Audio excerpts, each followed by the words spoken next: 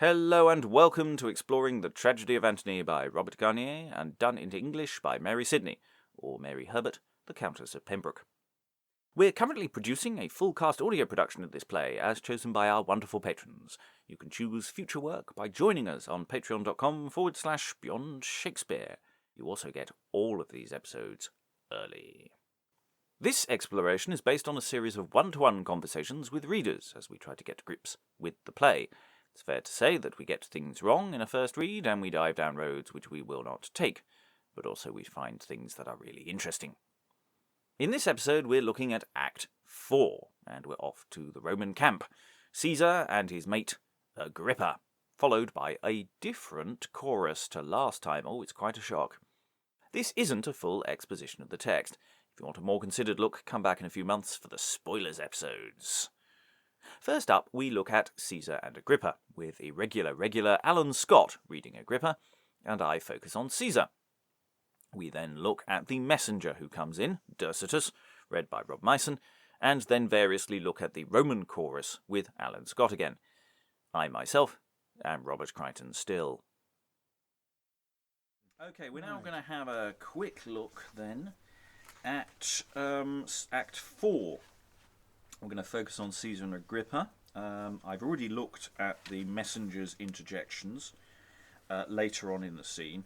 So effectively this is a much shorter scene because we only do about 200 lines before we get interrupted by the messenger, who we can just sort of sum up relatively briefly. And then we have a sort of closing passage, as it were, before the entrance of the army, the Roman soldiers, the chorus of turn up, and that's rather fun. So I'm reading Caesar, you're reading Agrippa, and unfortunately for you, Caesar opens with a massive speech. I think in your pagination it's a 2-pager. 1.5, certainly. Yeah, it's not too bad, but obviously I mean it's there's a similarity to the shape of this, isn't there? Which is the major character who is expounding at length and exposition. This one, Agrippa, almost seems to be there to prompt,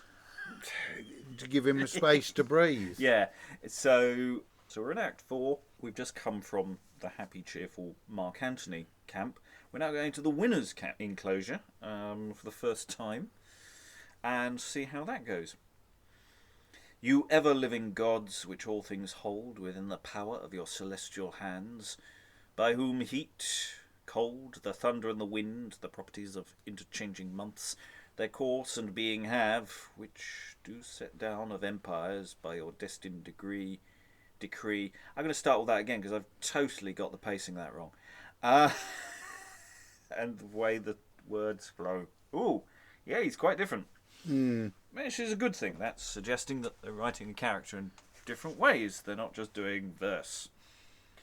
You ever-living gods, which all things hold within the power of your celestial hands, by whom heat, cold, the thunder and the wind, the properties of interchanging months, their course and being have, which do set down of empires by your destined decree, the force, age, time, and subject to no change all, reserving nothing in one state.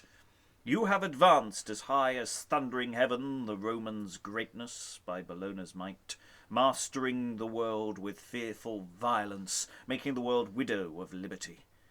Yet at this day the proud exalted Rome, despoiled, captived, at one man's will doth bend. Her empire mine, her life is in my hand. As monarch I both world and Rome command. Do all, can all, forth my commandment cast, like thundering fire from one to other pole, equal to Jove, bestowing by my word haps and mishaps, as fortune's king and lord. No town there is, but up my image sets, but sacrifice to me doth daily make. Whether where Phoebus join this morning steeds, or where the night them weary entertains, or where the heat the Garamante doth scorch, or where the cold from Boreas' breath is blown, all Caesar do, doth awe and honour bear, and crowned kings his very name doth fear. And crowned kings his very name doth fear. Yes, it's got to be in italic. And crowned kings his very name doth fear. Antony knows it well, for whom not one of all the princes all this earth do rule arms against me, for all redoubt the power which heavenly powers on earth have made me bear. Antony, he poor man, with fire inflamed, a woman's beauties kindled in his heart, rose against me, who longer could not bear my sister's wrong. He did so ill entreat, seeing her left, while that his lewd delights her husband with his Cleopatra took in Alexandria, where both nights and days their time they passed in naught but loves and plays. All Asia's forces into one he drew, and forth he set upon the azured waves 1,000 ships, which filled with soldiers' pikes, with targets, arrows, darts, made Neptune quake, and all the watery troops of Glauces and Tritons lodged at Actium. But mighty gods, who still the force withstand, of him who causeless doth another wrong, in less than moment's space reduce to naught all that proud power by sea or land he brought. Presumptuous pride of high and haughty sprite, voluptuous care of fond and foolish love, have justly wrought his wrack who thought he held, by overweening, fortune in his hand. I'm just going to stop you there, because I think we should unpack the general mood of this opening, because it's so different. Well, it's Caesar is triumphalist, I'm the bloke in charge. It's not even just that he's triumphant, he's God. Yes. And he knows, it's not even, there's no humility at all. No, I mean, it's the ego has landed. Yeah, I mean, it really is. I am Alpha et Omega. And he just... And his rhythm's very different. Yes. His phrasing, it's all very controlled. Yeah. It's all very ordered. There's no false modesty in this man. I mean, this one you've got to see as he's standing there with the toga. Yeah, and going through the full suite of the declamatory. Yeah, he's very. Who's he talking to? It's quite a weird speech in that sense. Yeah, because it's not like he's talking to the audience or to the person in the room. It's sort of to both. I almost think that you could posit it as being he's rehearsing. A speech to be made to either the Senate or the mob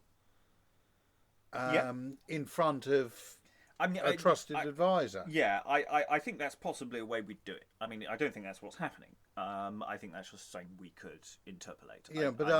That's one way of looking at it. To give it a motivation rather than just, hi, I'm great. One footnote, actually. Yes, I saw you might be worthy. Bologna turns up several times, and shall we just look up who it is? There were a few in here that I went where I just sort of Garamante I wasn't sure of. Which you've got on here is Garamont, I think. Yeah, it's I've got an E on this one, and it felt like it should be an E accented, but I could be wrong. I genuinely don't know how it's pronounced, so I just sort of. And Glauce, or Glaus, however I said it. So let's look at Bellona first. Roman goddess of war. Right, as in Bella. Yeah, yes. That makes Bellum. sense. Yes, but it turned up in Antony's speeches earlier, and I didn't query it at the time, but it's worth unpacking a bit. There's a few of these references where it does actually genuinely help if you know who the hell they are. I mean, Phoebus again, we're fine because it's the sun, and I think Boreas is the west wind. So we've had that in. We've had him before, many times. So the Garamante is, and I think it is pronounced that way. They're apparently a tribe of North Africa. All right. Towards the bottom of that page on this one, also this was written in the 16th century. Yeah, and you put in Antony knows it well.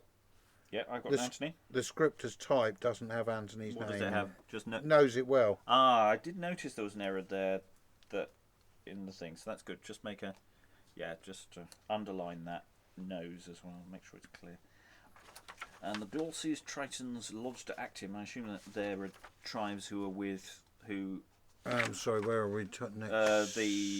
towards the end of the speech. So Glauce was one of the Nereides in classical mythology. Yeah, well, there must be an accent on that, surely. The Glauces. Yeah, well, you've got to hear it's Glanks. Glanks, have I? Galnqueus. Oh, Glankies. Glancules. And it should be GL. I assume it's been lightly modernised in this edition. Glauce. One of the Nereides, so a marine nymph, and also the Tritons, obviously. Yeah, which makes sense. So it's all about it's the nymphs and the Tritons. The Tritons being the male equivalent. So they've all, I mean that's straightforward classical mythology, isn't it? Yeah, and that's logical for Actium being a sea battle. So. Anyway, you follow on the thread, and I obviously stopped you mid. We'll start that speech again. But it's like you're I'm not going to say you're toadying here, but it's like you're riding on the energy. Yeah, he's proud. I mean it's also a very different verse form from what we've had before. And again, I think it's the victor's arrogance, in some ways, coming through with both of these. Yeah. Presumptuous pride of high and haughty sprite, voluptuous care of fond and foolish love, have justly wrought his wrack, who thought he held by overweening fortune in his hand. Of us he made no count, but as to play, so fearless came our forces to assay, so sometimes fell to sons of Mother Earth, which crawled to heaven war on the god to make. Olymp and Pelion, Ossa on Olymp, Pindus on Ossa, loading by degrees, that at hand strokes them with mighty clubs the might on mossy rocks the gods make tumble down, when mighty Jove with burning anger chased, disbrained with him Gyge and Briareus, planting his darts upon their bruised bones, for no one thing the gods can less abide in deeds of men than arrogance and pride. And still the proud, which too much takes in hand, shall foulest fall where best he thinks to stand. I mean, it must be knowing irony played here, isn't it? One thing the gods can less abide in deeds of men than arrogance and pride, to the man who has just been making the most arrogant and proud speech of the play. So that must be a deliberate irony, I would have thought, being played. You've got chased, haven't you? That's another...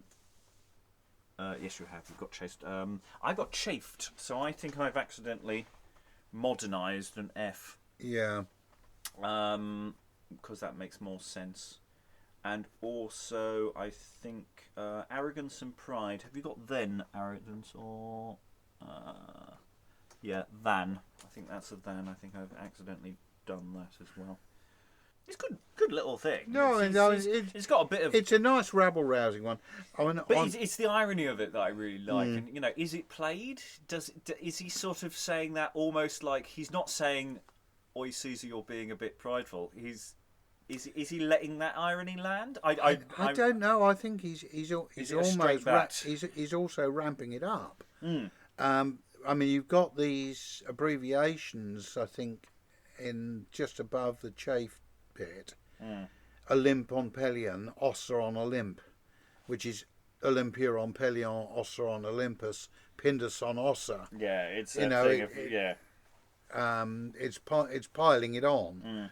Sorry, pun not intended. Well, pun definitely intended. Yeah. Anyway, I think we're possibly making overwork of what is a relatively straightforward little sequence. So let us crack on. I will presumably take from the power of your speech and move everything forward. Right as some palace or some stately tower which overlooks the neighbour buildings round, in scorning wise unto the stars upgrows, which in short time his own weight overthrows. What monstrous pride, nay, what impiety incensed him onward to the gods' disgrace, when his two children, Cleopatra's brats, To Phoebe and her mother he compared. Sorry? Phoebe and her brother. Sorry. But I love that Cleopatra's brats, because it's not like Caesar has... this Caesar has... because everybody else seems to have... Julius Caesar had children with Cleopatra. Mark Antony has. This Caesar hasn't, because he's the more straight-laced. So it's interesting the way that's spat, or feels like it should be spat. When his two children, Cleopatra's brats, to Phoebe and her brother, he compared Latona's race, causing them to be called the sun and moon. Is not this folly right? And is not this the gods to make his foes? And is not this himself to work his woes? But yes, and again, we're all playing on this pride, his monstrous pride. Yeah. Isn't he? It's like they're actively. It's not. I think necessarily that he was. It's like they. Yeah. I think the idea that they're testing out their own propaganda is quite fun. But obviously, the other thing is maybe they're just in their tent afterwards, just going, "We're won." Everything's great. And the reality, they're going to be faced with the reality of their winning. That Antony's going to be dead, and it's all going to be a bit. And maybe that's the point of the scene, is that they start off really triumphant and full of pride, and we're going to and then they're faced with the actual reality of Mark Antony's fall, and so maybe that's the dramatic thing that's happening here. I'm projecting because we haven't got there yet. I can think of some modern political echoes of this. Projecting before we got to it. So let's get to it. I do my thing, and I put a laugh in there. It seemed right. He had the temerity to call them the sun and moon. Ha ha ha. After you.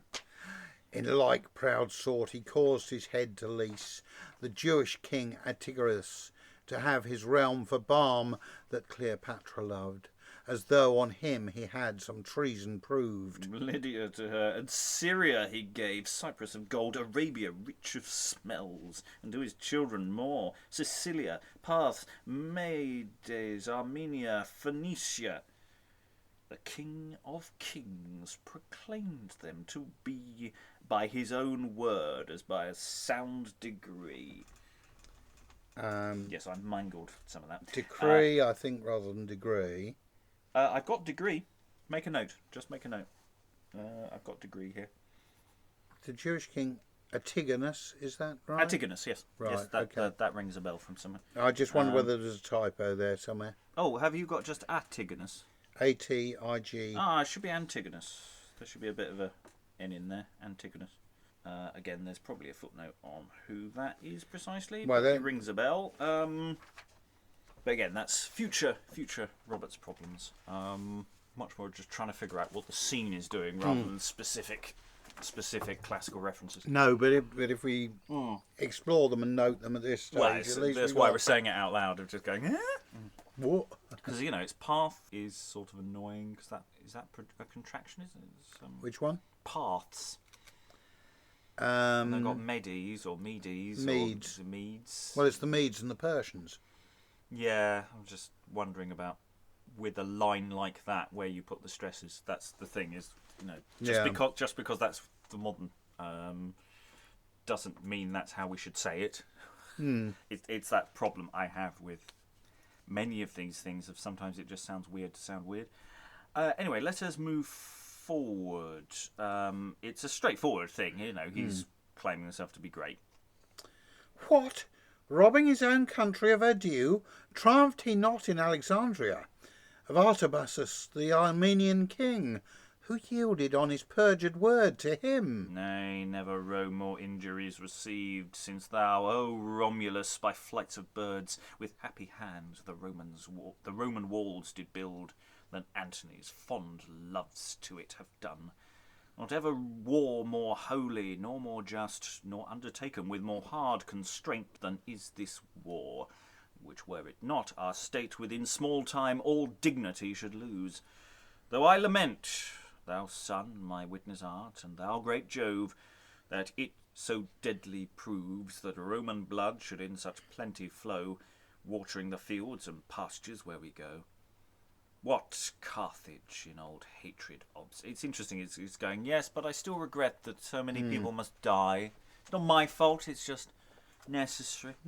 It's old Antony's fault. He's forcing me to kill people. What Carthage in old hatred obstinate? What Gaul still barking at our rising state? What rebel Samnite? What fierce Pyrrhus power? What cruel Mithridate? What cruel Mithridate? What path hath wrought such woe to Rome, whose commonwealth he had he been victor into Egypt brought? Surely the gods, which have this city built, steadfast to stand as long as time endures, which keep the capital of us take care, and care will take of those shall after come, have made you victor, and you might redress their honour grown by past mischiefs less. So it's the thing. Caesar's moving on from the pride of Antony and almost laughing at it to actually getting quite angry about the situation. What a past he's forced us down, and you're going, but the gods have made us victors, so it's fine. Yeah. That seems to be your keep it fun.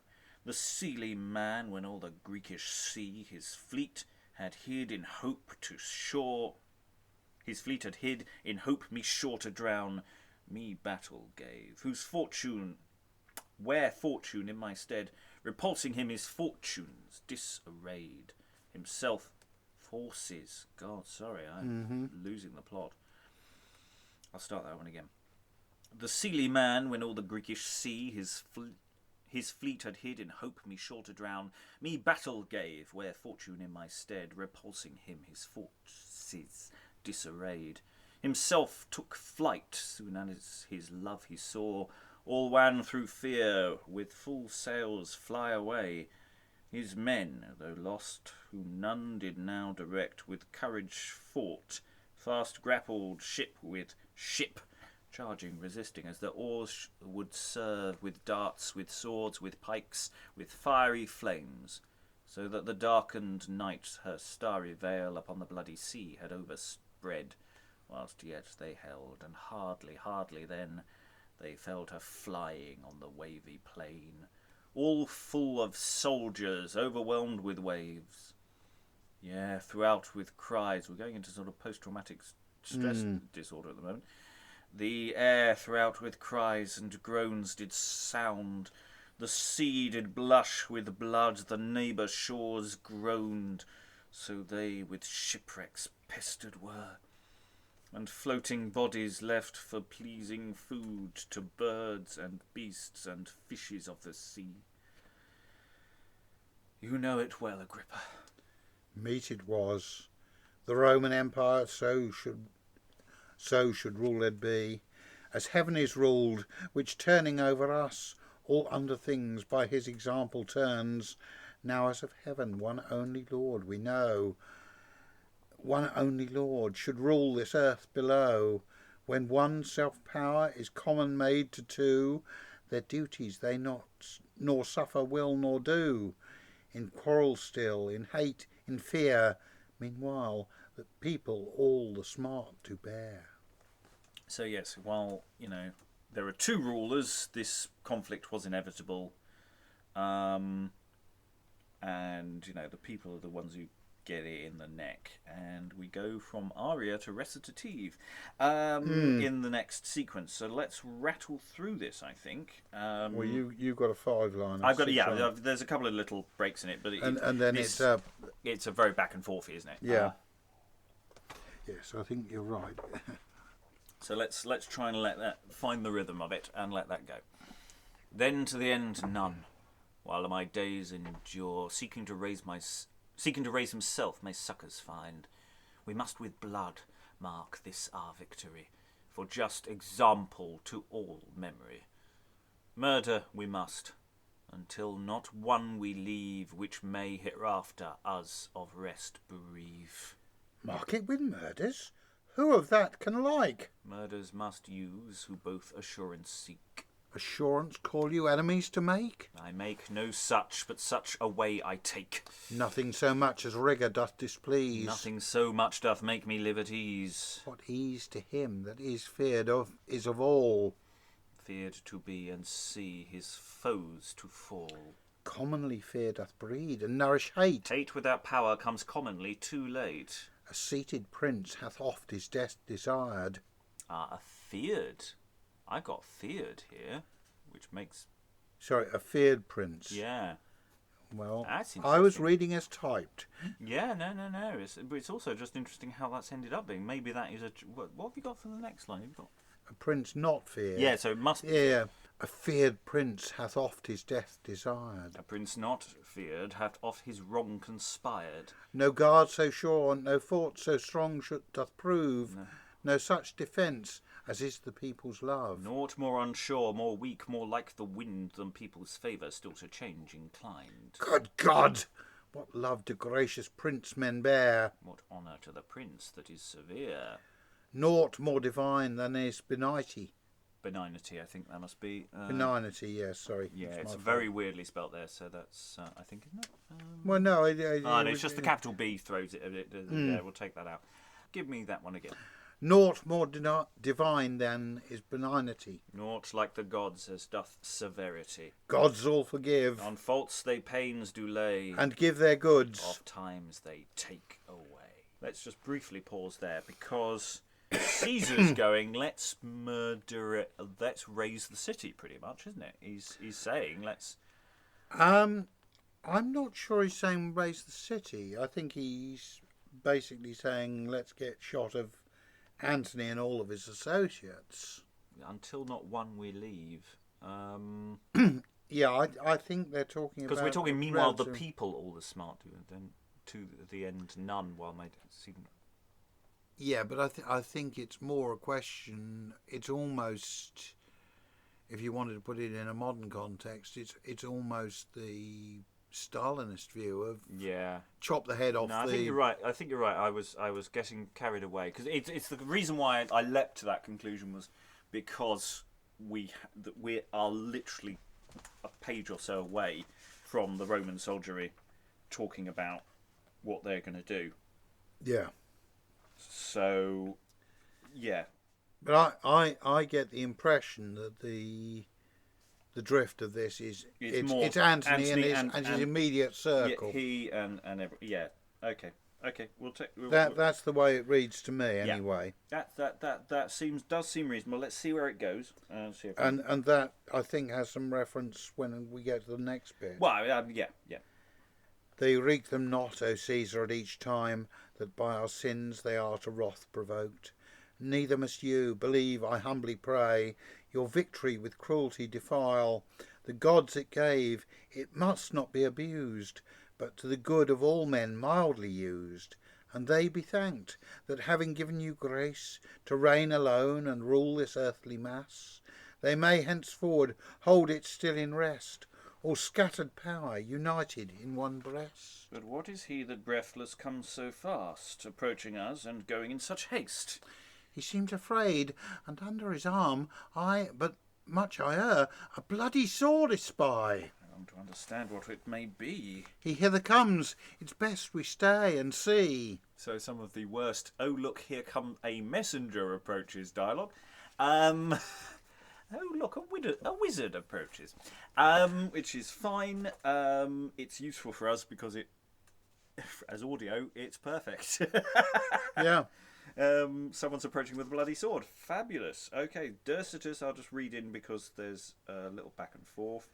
Yeah, the trouble is he has dialogues with both. Yeah, I know. I'll just read in this. It doesn't really matter. It's basically, woeful news I bring. That's basically it. That's all you need. What sudden chance thee towards us hath brought?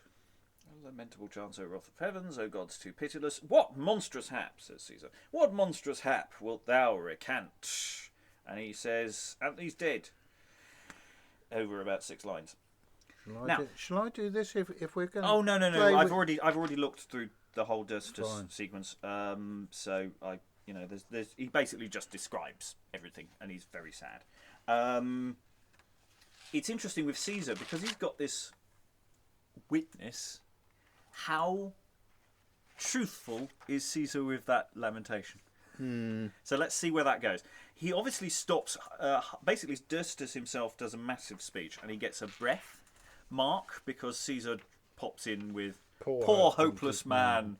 At which point Dustus goes and has a quick swig of some whiskey, and then moves on with the rest of his 2.5 pages. It's a massive speech, which for the audio we will actually semi-act out some of the dialogue he reports, so that it will be a bit more dynamic than just one long speech, because it's mean. But I think I will probably make Dustus Lucilius. I will have a little look, but I think that I just hate wasting an actor and only giving them one tiny thing to do. Well, chunky old speech. But... but it's only in one scene, and it's sort of like he's sort of pointless as a character. He's just representative. Anyway, I don't know. Is he still in the room? Let's find out. Anyway, he finishes his long speech. Antony's been carried to his tomb. I brought you the news, and Caesar goes off and won. Ah, gods, what cruel hap! Poor Antony! Alas, thou hast this sword so long time borne against thy foe, that in the end it should of thee, his lord, the cursed murderer be. O death, how I bewail thee! We, alas, so many wars have ended, brothers, friends, companions, cousins, equals in estate. And must it now to kill thee be my fate? Why trouble yourself with bootless grief? For Antony, why spend you tears in vain? Why darken you with dole your victory? Meseems yourself your glory do envy. Enter the town, give thanks unto the gods. I cannot but this tearful chance lament, although not I, but his own pride the cause, and unchaste love of this Egyptian. But best we sought into the tomb to get, lest she consume in this amazed case so much rich treasure, with which haply despair in death may make her feed the fire, suffering the flames her jewels to deface, you to defraud, her funeral to grace. Send then to her, and let some mean be used, with some device so hold her still alive, some fair large promises, and let them mark, whither they may by some fine cunning sleight enter the tombs. Oh, you are the proper soldier here, isn't it? You know, make sure we secure the booty. Yeah. And it's like, stop crying, stop being sad, you know. And it is a weird role reversal, because I think it is genuinely that Caesar is sort of lamenting the death of Antony. I played with the idea that it might have been politic in front of a witness to pretend to be grief-stricken. But you seem to be genuinely confused. Yeah. And then you're going...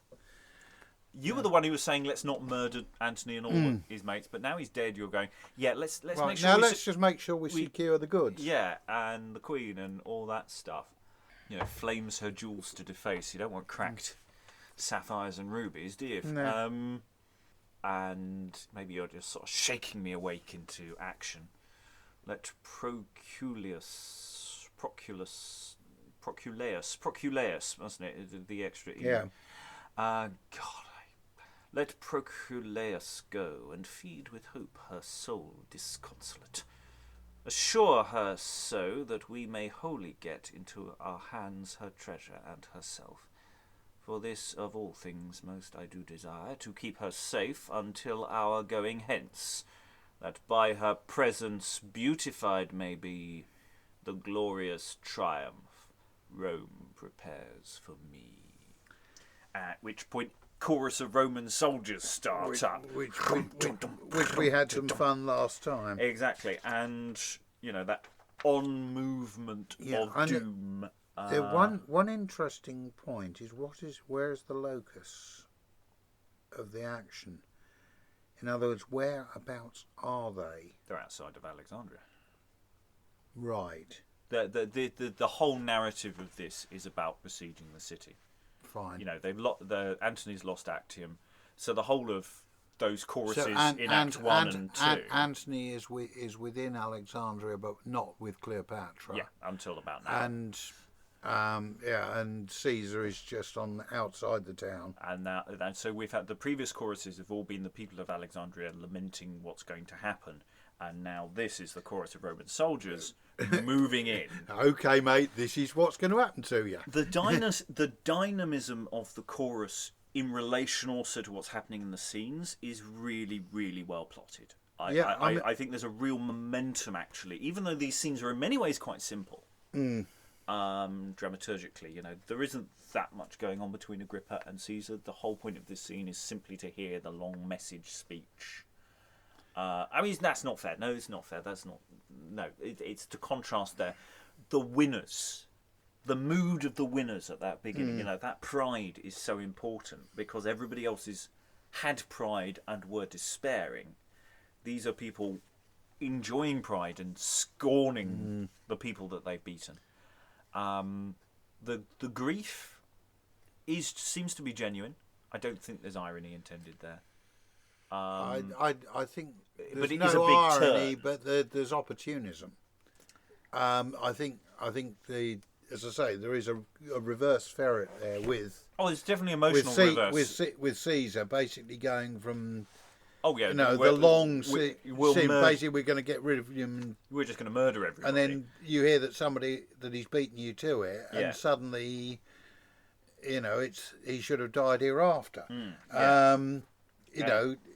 It's no good him taking his own life. We wanted to have done it. I'm not sure that's what he's saying. I think it's just simply he is genuinely. They've lost a great man. I don't see any cynicism in what I thought before we started. That's where it's going, but it seems genuine, and I think there are limits to what we can project onto this. I think you could probably play it that way. I don't think the text is actually saying that. No, and I think you've also got another one with resonance down the ages of we've won. Now what do we do with it? Exactly. Yes. The duration is the hardest. It's easy to win the war. It's the duration that's hard.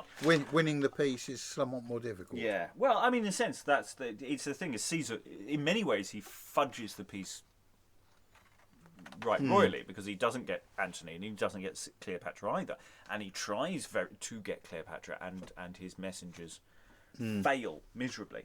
You don't see that in this particular narrative because it's just simply now Act 5 is quite quick. Quite a brief 200 lines of "and now we die." So it's a good half the length of that scene. It's almost half length. That's this is why I raised the query with you when I first saw the script that Act 5 has no chorus at the end. Yes, has no chorus at the end. It just seems to she dies. Peter out. I don't know if it does. I haven't done any of the Cleopatra scenes yet. They're the only part of the play, apart from Antony's opening, that I haven't as of yet touched on. We've done everything else now so far. I think it's building to Cleopatra's death. I think it's as simple as that, and I think it's probably quite successful. She says goodbye to her children. It's a hard scene, and I think there is no function for the chorus anymore. I just don't know what they'd say apart from "This is sad, isn't it sad?" We are dying, Egypt dying. Yeah. So the more work we do on this, yes, it is overlong in places. I don't know. I still don't know how I'm going to record it, but that's a separate problem. I know what it's doing dramatically, and I think that's what's nice about doing this as a process. Is that before I'm going into even rehearsing it with the actors, I'm going, what the hell is actually happening in a more dynamic way, or more importantly, what could happen? So that was Caesar and Agrippa. Now over to The Interrupting Messenger, read by Rob Myson. Dersitus sounds more likely, doesn't it? Seems like a lot of it. There is. It's a long speech, but it's a really, it is a long really speech, isn't it? Yeah. It's mostly a speech. Occasionally people interject. Basically, you're coming with the news that Mark Antony is almost steadied. So, you basically do the narrative of what happens to Mark Antony, and it is a really nice sort of Senecan speech of woe is me. woe is me. Yeah, so you stagger on as the messenger. So it's like they've been talking about you. You know, I long to understand what may have happened. He hither comes. It's best we stay and seize, and that leads into your first short thing. What good God? That line. What good God? Yeah, now. So because that's this the is top the of the thing. page. You're shell shocked, probably covered in blood.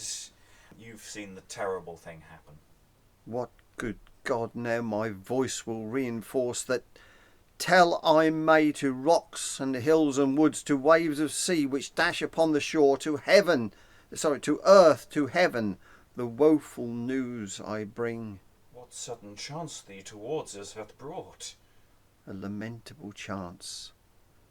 A wrath of heavens, a gods too pitiless. What monstrous hap wilt thou recount? Alas, too hard mishap. When I but dream of what mine eyes beheld, my heart doth freeze, my limbs do quivering white quake. I senseless stand, my breast with tempest tossed, killed in my throat my words, ere fully born. Dead. Dead he is. Be sure of what I say, this murdering? Yeah, you can go with murder or murder. Yeah. Dead. Dead he is. Be sure of what I say, this murthering sword hath made the man away. Alas, my heart doth cleave, pity me racks, my breast doth pant to hear this doleful tale. Is Antony then dead? To death, alas! I am the cause, despair him so compelled, but soldier of his death the manner show, and how he did this living light forego. When Antony no hope remaining saw how war he might, when Antony no hope remaining saw how war he might, or how agreement make, saw him betrayed by all his men of war in every fight, as well by sea as land, that not content to yield them to their foes, they also came against himself to fight. Alone in court he gan. Yeah. Alone in court he gan himself torment, accused the queen himself of her lament, called her untrue and traitress, as who sought to yield him up she could no more defend, that in the harms which for her sake he bare, as in his blissful state she might not share. But she again, who much his fury feared, gat to the tomb's dark horror's dwelling place, made lock the door and pull the hearses down. Then fell she wretched with herself to fight. 1,000 plaints, 1,000 sobs she cast from her weak breast, which to the bones was torn. A woman her the most unhappy called, who by her love, her woeful love, had lost her realm, her life, and more the love of him, who while he was all her woe support. Just going to pause there while you turn the page. Yes, strange. Yes, it is interesting that so when talking of her, it's all about her life only has meaning in relation to him. Which is sort of depressing. It's that sort of, it doesn't really hold up to a feminist critique. No, especially considering she killed everybody in sight, including half her own family, didn't she? Yeah, but they all did that. Yeah, I mean, that was just part of the tradition. course, wasn't it? Yeah. Well, you know, it's family tradition. Family is family. That's what you do. That's what you do. Okay, finish this little speechette. It basically continues. Basically, Caesar's interjection in a moment is almost Poor hopeless entirely. man. It's basically just to give you a chance to Breathe. Yeah. But that she faultless was, she did invoke for witness heaven. Blimey. But that she faultless was, she did is that it? Yeah. That she faultless was, she did invoke for witness heaven, the air, the earth, the sea. Then sent him word she was the air, the earth, and no, it's and. Yeah. Sorry, it's my fault. But it's that thing, you know. This is saying you're relating what she says. Yeah. I am faultless. I invoke But that she faultless And the thing was, is, I she might, didn't. for the final version of this, especially when we get to proper quotes later on, actually invoke, semi-stage that. Yes. So that what you're relating, echoey voice Yes. from the past, Yes. bleeds into the edit. Bleeds in. But that she faultless was, she did invoke for witness. But that she faultless was, she did invoke for witness heaven and air and earth and sea, then sent him word. She was no more alive, but lay enclosed dead within her tomb. This he believed, and fell to sigh and groan and crossed his arms, then thus began to moan. Poor hopeless man. Deep breath.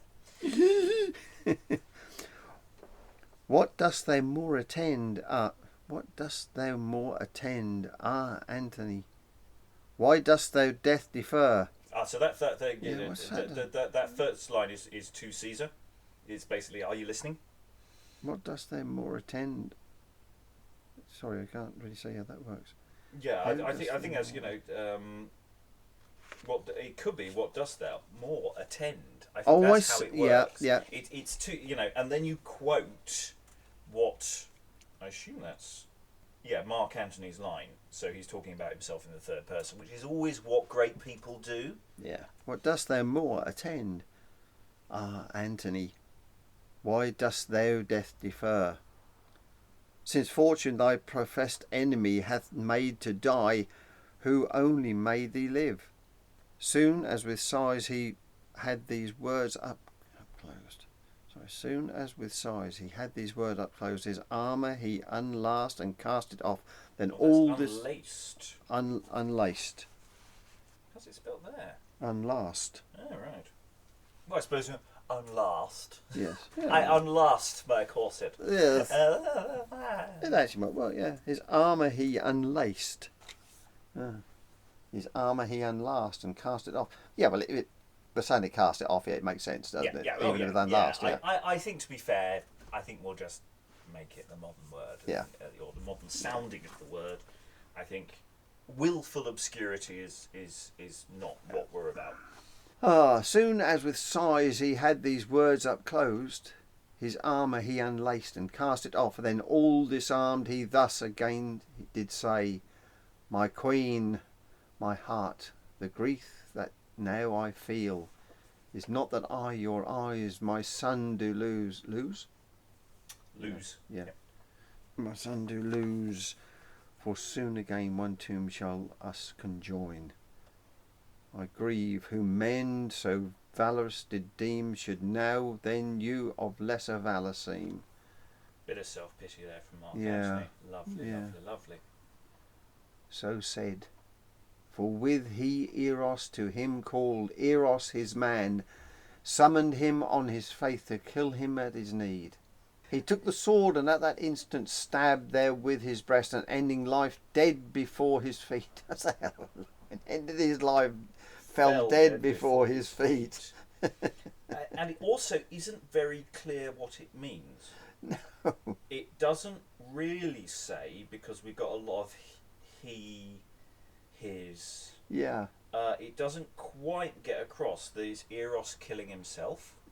That's where I'm confused at, Mark. Yeah, Eros is stabbing himself. He's not killing Mark no. Antony.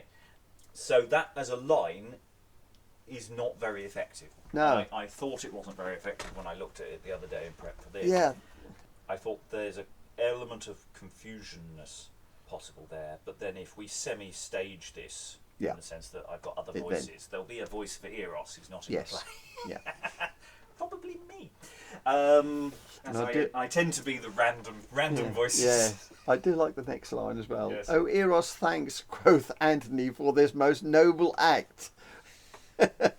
Yeah.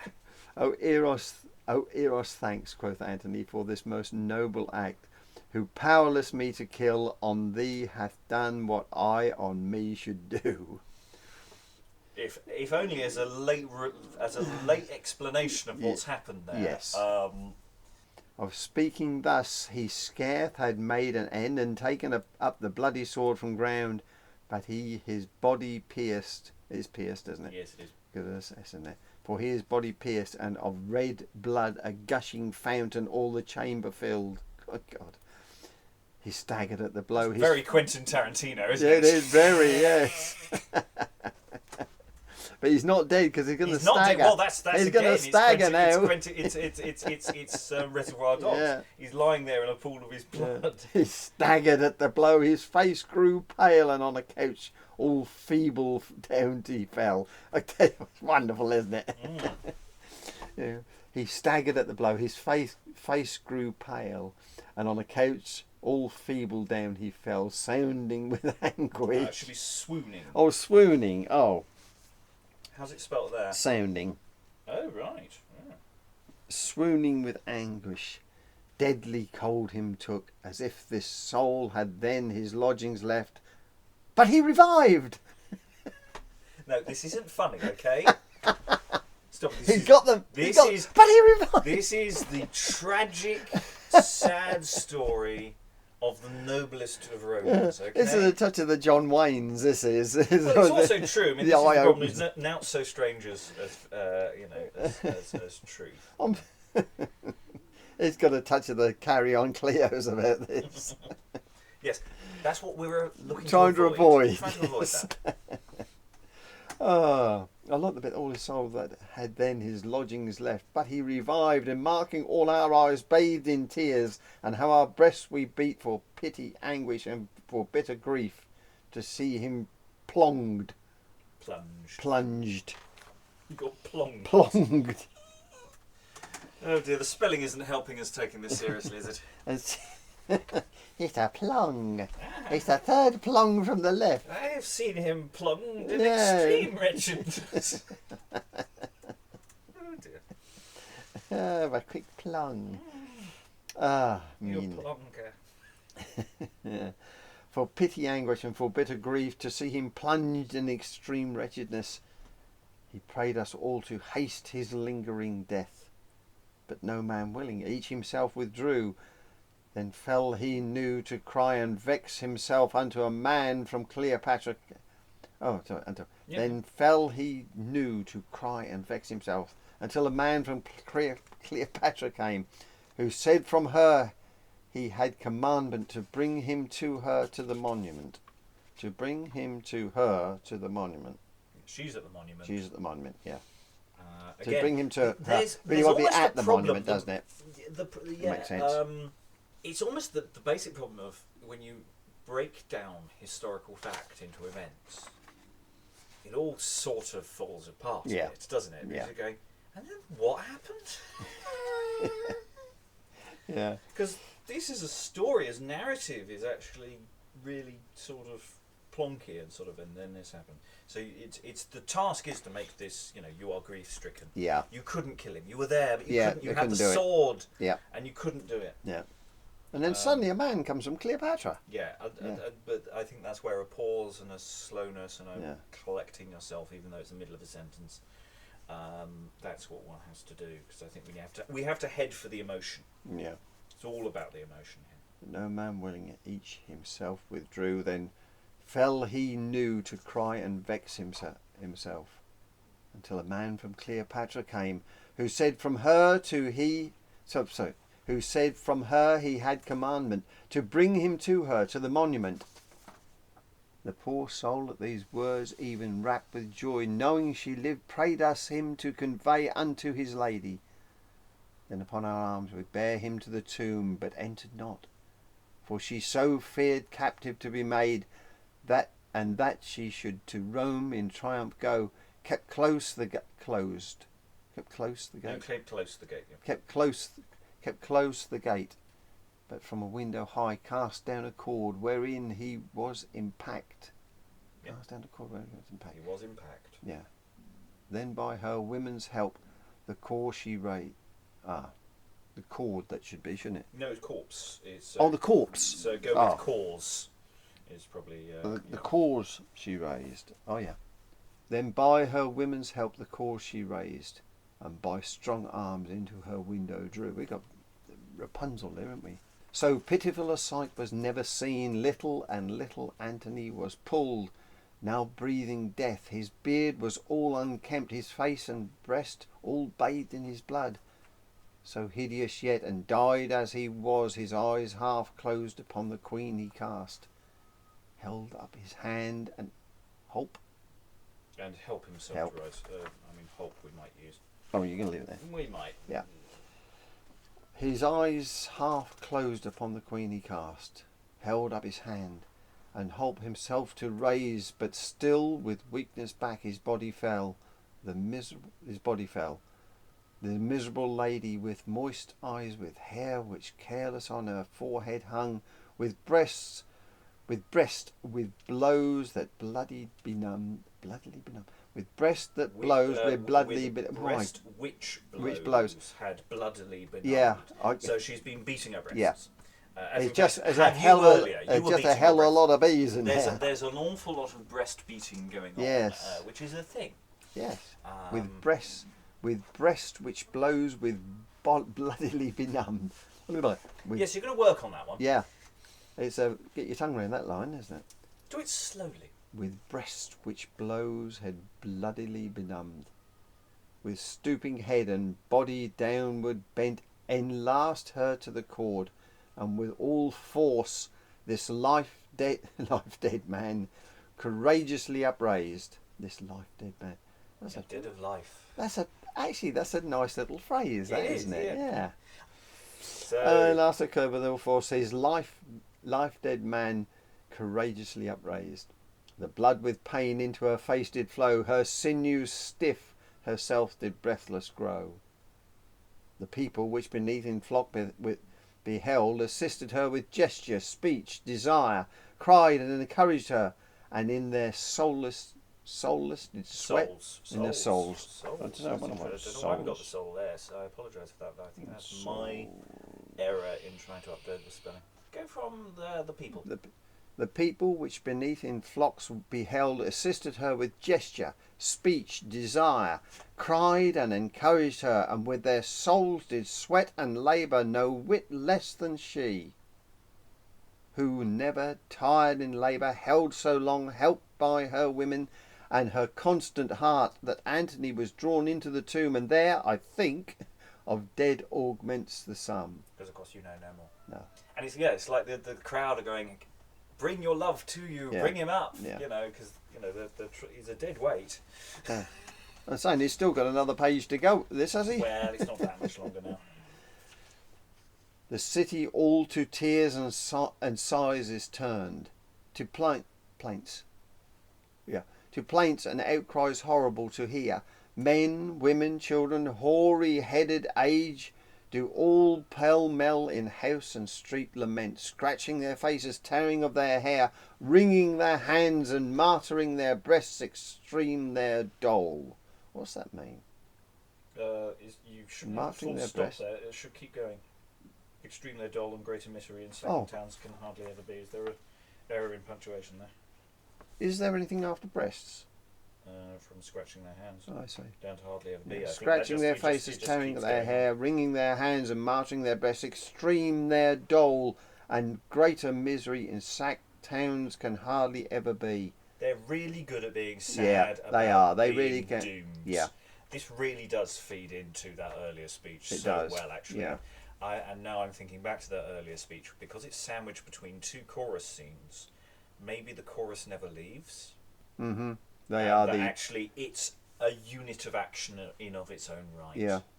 They are the recipients of the speeches. Yeah. Well, the recipients of the first speech. They are the actors of this speech, aren't they? Yeah. Because hang on, let me just. Sorry, we're going on a tangent to an earlier bit, because they're all Egyptians. Those choruses there, and then we have the later chorus, which I think is supposed to be Roman soldiery from the end of Act 3, so the final chorus is different people. So I think the ever-present chorus of Egyptians is really important. They are technically gone at this point in the play. Yeah. but you are reporting their presence. Mm-hmm. That structurally, I think, is very clever. Mm-hmm. Even within the relatively constrained nature of this dramaturgy, relatively small cast, relatively contained scenes with lots of long speeches. So let's just do this final. Awe-inspired at the Sectarian great. can hardly be. Not if the fires had scaled the highest towers, that all things were of force and mirthful. You can go with murder. Yeah. Not if the fire had scalded, I'm assuming that's for, yeah. Not if the fires had scalded the highest towers, that all things were of force and murder full, that in the streets the blood in rivers streamed, the son his sire sawn, in his bosom slain, the sire his son, the husband reft of breath, in his wife's arms, who furious runs to death.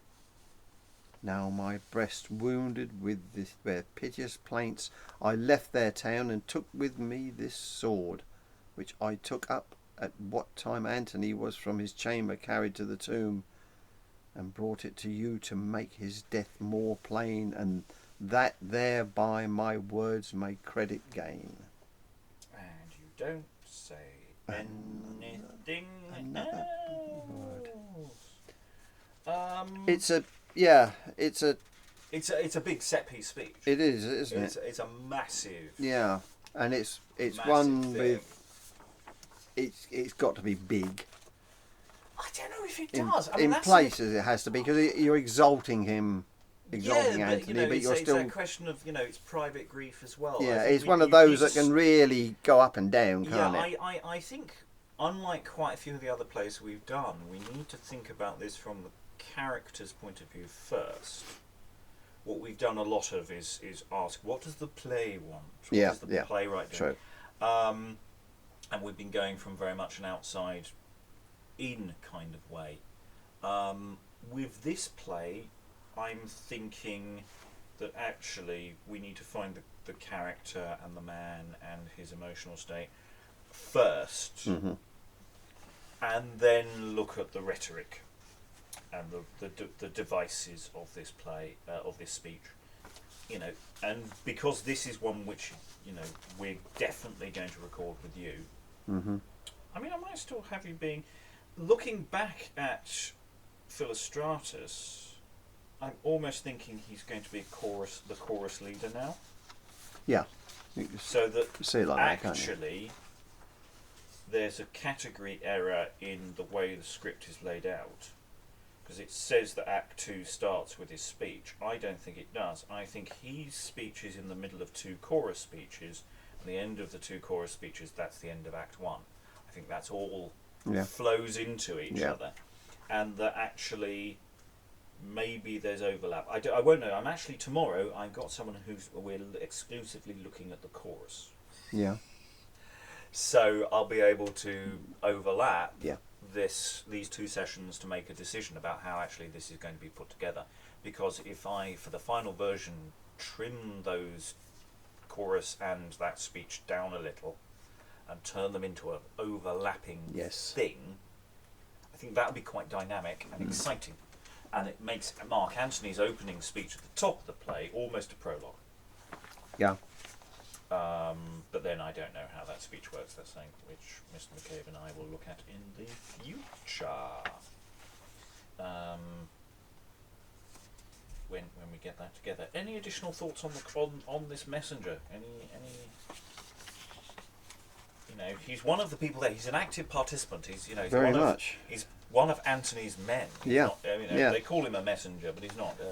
I think he's going to be somebody who's pretty close to Antony, isn't he? Yeah. He's not just one of the minions. He's going to be somebody who's. He's a battle-hardened soldier. Yeah, and in that sense, the fact that he won't kill him is almost a close friend. Yeah, and it's that sentimentality of soldiery is that you can be ruthless, cold-blooded murderers, and yet you get ridiculously sentimental about honour and these things, and that you can't kill Mark Antony because he's so great. Which is really weird. I Put him out of his misery. Yeah, I have this real problem with honour in a lot of drama from the sort of pre-modern age. You get it in Spanish drama as well, where I just can't relate to any of these people because they're obviously just arses. They're just doing stupid things based on a code of honour which is just written on the back of an envelope and just daft. And I same problem here. Just going, oh, get over yourself. But also as well, if actually when that is a phrase that kills all drama. Basically, any play. Yeah. It is. If you just say that, you just sort of go, get a life. Get a sense of proportion. Yeah, get a life. Though actually, to be fair, in a lot of this, you're going to die horribly. That's quite scary. But half the problem is if he had killed Anthony, you wouldn't have had the last the second half of the play. Speech. Well, yeah, I mean, you don't want to cut your part down, do you? And finally back to Alan Scott with the chorus, following on in real time from reading the previous chorus sections, so we may refer to last time. Bye-bye Egyptians, because the story is now shifting. It's the new masters. So the scene preceding this is Caesar learning of the death of Antony and of course planning his next move in regards to Cleopatra. Following this chorus, Cleopatra's death, and then the play just ends. Mm-hmm. So it's like the encroaching soldiers are moving in on her and she has no friends around her anymore. Her friends are all gone. We just now have the soldiers and Caesar, and it's that sort of progression of flight from her. I mean, it's the thing, in the whole play, Antony has two scenes, one of which is just a one massive speech. Cleopatra only has two scenes. I mean, there are only, in a sense, 5 scenes in the entire play. But you could, six. Yeah, I must admit, when I looked at the journal, I did query it with you.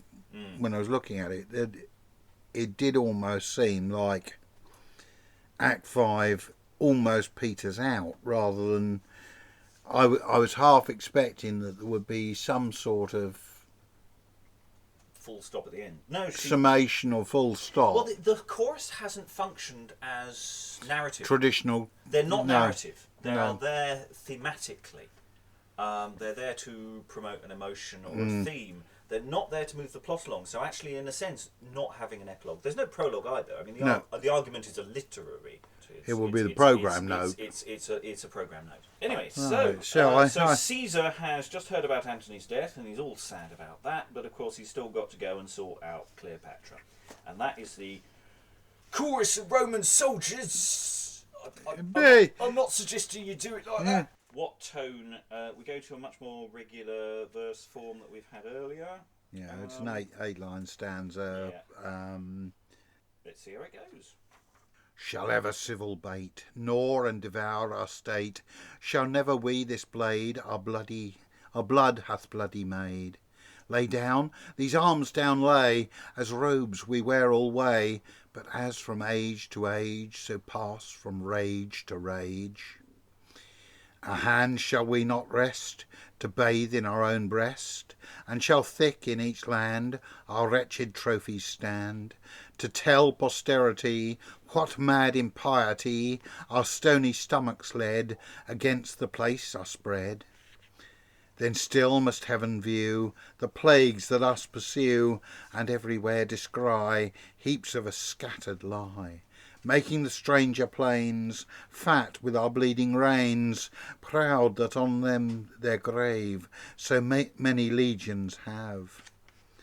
And with our fleshes still Neptune his fishes fill, and drunk with blood from blue the sea take blushing hue, as juice of Tyrian shell when clarified well, to wool of finest fields a purple gloss it yields. I'm just going to pause us there because that seems to be the sort of end, well, not the end point of that point, but the sort of culmination before it moves slightly on to a different mode. Roman life of murder and death, isn't it? I'm particularly taken with making the stranger plains fat with our bleeding reins, proud that on them their grave so many legions heave. Yes. What have? I mean, that's just. I'm not commenting on that. But yes, it's that sense. He's not a subtle. They're not subtle, are they? Well, the Romans didn't particularly do No, subtle. but in character terms, it's that sense of immediately we've got a marching. Yeah, it's very short lines. It is a marching. I mean, you could almost do this as a marching song. Yeah. It's a bit too long to do it that way, but you could definitely do it with that marching tempo. But since the rule of Rome to one man's hand is come, who governs without mate her now united state, late jointly ruled by three, envying mutually, whose triple yoke much woe on Latin's necks did throw. I hope the cause of jar, and of this bloody war, and deadly discord gone, by what we last have done, our banks shall cherish now the branchy pale-hued bough of olive Pallas praise instead of barren bays. And that his temple door, which bloody Mars before held open now at last, old Janus shall make fast, and rust the sword consume, and spoil the waving plume, the useless morion shall on crook hang by the wall. At least if war return, it shall not here sojourn, to kill us with those arms were forged for others' harms, but have their points addressed against the Germans' breast, the Parthians' feigned flight, the Biscaynes' martial might. Old memory doth there, painted on forehead wear, our fathers' praise thence torn, our triumphs bays have worn. Thereby our matchless Rome, whilom of shepherds come, raised to this greatness stands, the queen of foreign lands, which now even seems to face the Heavians her glory's place, naught resting under skies that dare affronts her eyes, so that she needs but fear the weapons Jove doth bear, who angry at one blow may her quite o'erthrow. So they're quite partial. I Just think a bit. Fair to say. So I think that line which is missing is actually really important in that copy. So who governs without mate? So it's this thing of he's not encumbered with a missus like that Cleopatra. Is it without a wife, or is it in fact a reference back to It may also be the triumvirate? Yes, which they are mentioning also here. Again, we have all these intimations of what this army have just done. They've just gone out and brutally slaughtered the populace. Well, it's standard. Standard procedure. I mean, I don't think in real terms they were. I don't think. Did they really loot Alexandria? I don't know that the Roman. They did. I think they just simply marched in. They took over. Yeah, they took over, but I don't think there was a mass slaughter. I think they simply just secured the queen. I don't know. I genuinely don't know. I do not recall that being part of the narrative.